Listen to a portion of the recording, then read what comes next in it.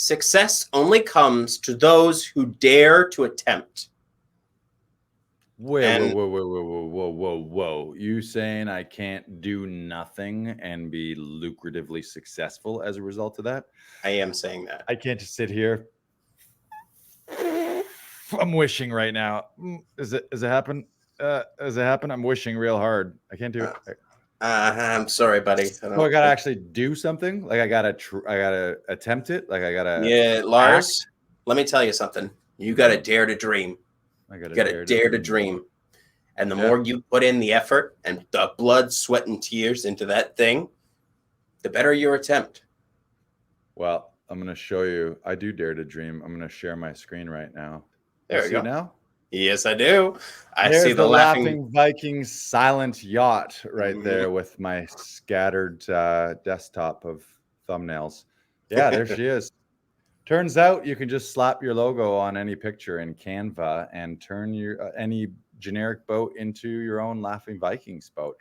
That's a 62-foot solar yacht, 0 emissions, runs on solar panels. There's a backup generator on it. It has unlimited range, transoceanic. They've tested them. They went across the Atlantic Ocean, although I would probably keep a little closer to the shore. Comes. I think you can load it with a jet ski, a little Zodiac boat, electric surfboard. The top part there, it has like a nice little There's an electric surfboard? Yeah, buddy. Really? Yeah. Does it have like a? Is it like the thing from Treasure Planet where he like pushes it down and it like ignites and then you push yourself forward kind of thing? I don't know. Oh, okay. Because that's like an electric floating parasail sort of thing. Yeah, I don't know how it works. It must have some little like prop or like throttle underneath it that propels you, like sort of like some kind of jet thing that like sucks the water. Same as a jet ski, I guess, but attached to the back of it. Yeah.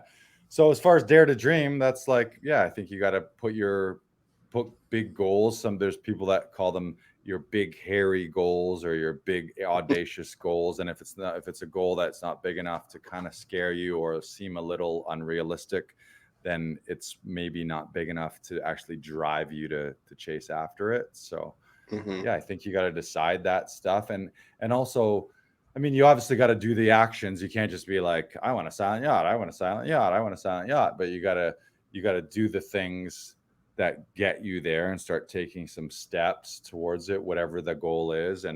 But I do think talking about it and sharing it with the right people, you got to be careful you don't share it with negative Nancy and skeptical people who will just shoot that down and be like, oh, you're crazy. You'll never get that. Because there's a lot of sense of that amongst family and friends, where anytime someone has an idea that's going to take them out of their current lifestyle or the current comfort zone, it's easy for people to kind of shoot that down because they themselves don't have dreams. But I find the more I share it, and especially I've been doing it way more with the studio stuff, and I do it with you too, where I'm coming here, and even if it's something that isn't real now, I'm like, okay, yeah, one day we're going to have this there, and we're going to get one of these, and we're going to get one of these, and I want to get one of those.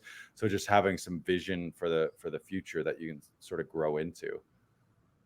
Yeah, I always believe in like not saying anything until it actually happens, because then it's not real to me until I have it either like physically or I've done it in some capacity, like put it out there in some capacity. Sure. Yeah, and there's different schools of thought for the reason of it being shot down. Some people will just be like, shut your mouth, put your head down, and go get it, and then let the proof and be the pudding, or let the pudding be the proof, kind of thing when you get it.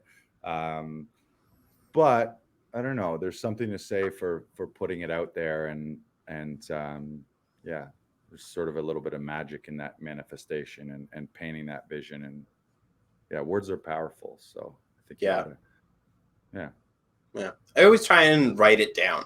If I write it down or make a schedule out of it, then it'll happen more often for me.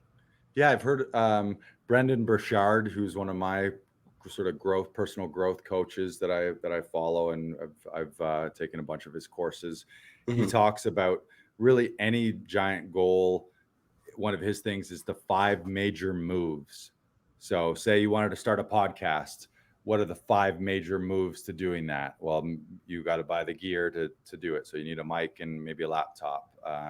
Another move might be you want to name it and get the poster made. You got to register the domain name, or find a host or something like that, or you find a co-host, and then maybe step 4 is booking guests, and step 5 is picking learning how to use editing material. Yeah, exactly. So there's like 5 things, and then you're like, oh shit, now. And then he also talks, and we talked about this last week, just the idea of what is your next right move? What's the next thing you can do? Or just every day doing 3 things that take you closer to that, and that way, so you finish every day feeling like you're closer to your goals, and that you've made forward progress, and that you've grown a little bit. Versus sometimes goals are so big and they can be so far in the future that it can kind of be overwhelming, where you're like, well, I don't even know where to start. But it's just like, you take a baby step, and then another step, and another step, and another step. And if you just look at one foot in front of the other, sooner or later you'll get to the top of the mountain. Yeah.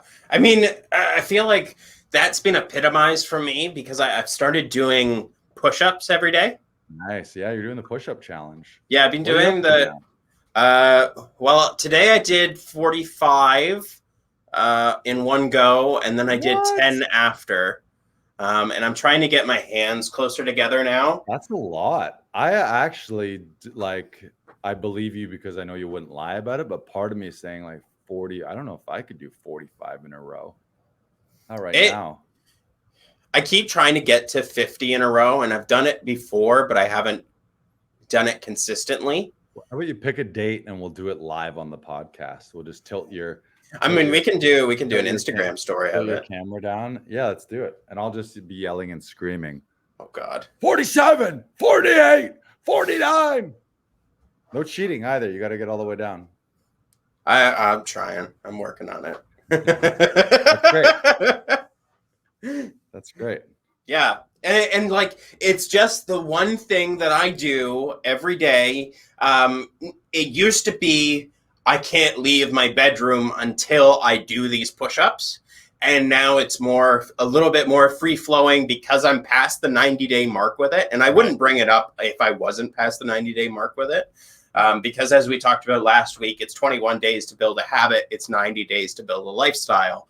And so I just want to keep just doing that one thing. If I do that one thing, and I keep trying to, if my goal is to get to 100, which I don't know if I'd ever want to do 100 in one go. Do it. But like, it's just one thing that I've steadily been improving. When I started, I think it was 100 days ago, I was at 10. I could barely get through 10. Wow. And now I've gotten up to 45, and I'm getting my hands closer and closer together, and which I'm very happy about. And like, it's not out here anymore. It's now here. And like, just keep steadily improving. And the more you do, again, one thing every day, it doesn't take long. It takes less than 5 minutes to do. But the more you do that one thing, the more you will find that you improve every single time you do it.